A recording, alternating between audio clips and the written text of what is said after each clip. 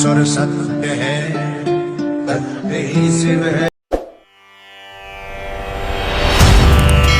हरिः ॐ नमामि दूतं रामस्य सुखदं च सुरद्रमम् पीनदत्तमहाबाहुं सर्वशत्रुनिवारणम् नानारत्नसमायुक्तकुण्डलादिविराजितम् सर्वदाभीष्टदातारं सतां वै दृढमावहे वासिनं चक्रतीर्थस्य दक्षिणस्थगिरौ सदा तुङ्गाम्बोधितरङ्गस्य वातेन परिशोभिते नानादेशगतैः सद्भिः सेव्यमानं नृपोत्तमैः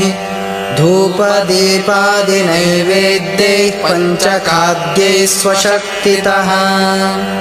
भजामि श्रीहनुमन्तं हेमकान्तिसमप्रभम् व्यासतीर्थयतीन्द्रेण पूजितं च विधानतः त्रिवारं यः पठेन्नित्यं स्तोत्रं भक्त्या द्विजोत्तमः वाञ्छितं लभते भीष्टं षण्मासाभ्यन्तरे खलु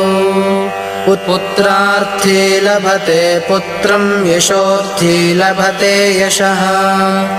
विद्यार्थी लभते विद्यां धनार्थी लभते धनम्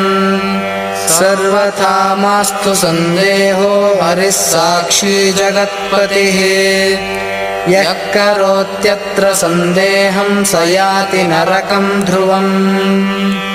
इति श्रीव्यासराजविरचितम् यन्त्रोद्धारक हनुमत्स्तोत्रम् सम्पूर्णम्।